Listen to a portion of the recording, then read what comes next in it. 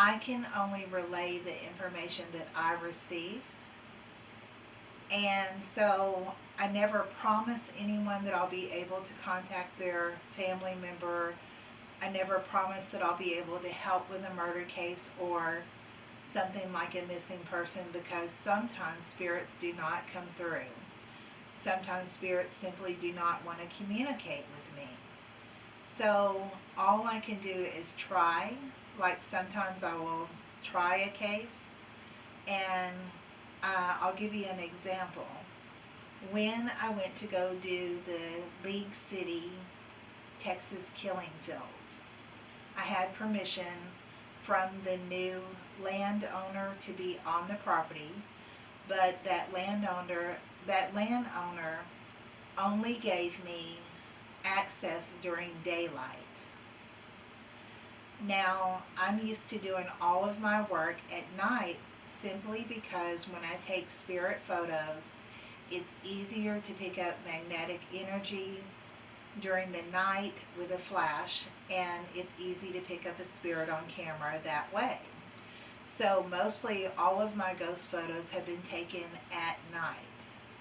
So, when that person told me that you're only allowed on the property during daylight hours, I was scared to death that I was not going to be able to produce any evidence at all, because I have never gotten any ghost photos during the day. Also, on that expedition, there were police officers on location who did not want me to be there. So, in the background of me doing my work, I could hear them constantly chattering, talking on the radio, messing up my work. It was really awful. It was the worst sabotage I've ever experienced in my life. So I didn't get really hardly any evidence on that case, only bits and pieces. But before I left that property, I had stood at a tree, and how I do my spirit photographs is I've got about 3 to 4 tripods, and I have remote cameras or automatic picture taking on my cameras that can be, um, like activated. So I will set my tripods around me, and then I will activate a picture. So before I left the League City, Texas killing fields, I said to all of the spirits there, the the sunshine that day was so bright that I could not see any of my LEDs to tell if I got any evidence at all. I usually will not listen to my EVPs until after a case when I go home. I don't stop it and start it, I just do continuous EVPs. So I really didn't know if I got any evidence at all. I was heartbroken because police were out there, and I had notified the police and told them I would be there.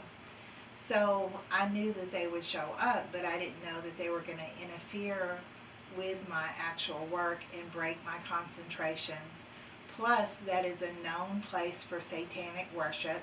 So the entire time that I'm there being a psychic, I was hearing satanic chanting over and over and over. So all of this is going on. I can hear the police in the background. I can hear the satanic chanting. The police want me to leave the property. They really don't want me to be out there, so they're trying to intimidate me while I'm out there. It was just an awful situation. There were ant beds all over. There were bugs. The wind was really strong.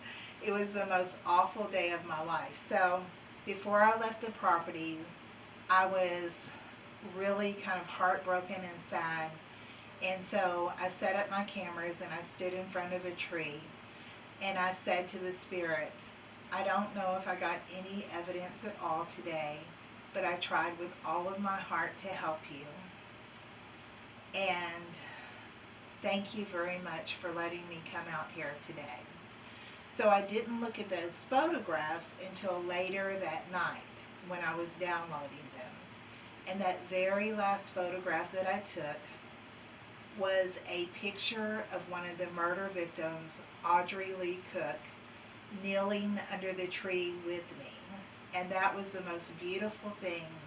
It would make the entire trip worth it for that one photograph that proved that her spirit was there and knew I was there, and she appeared with me underneath the tree.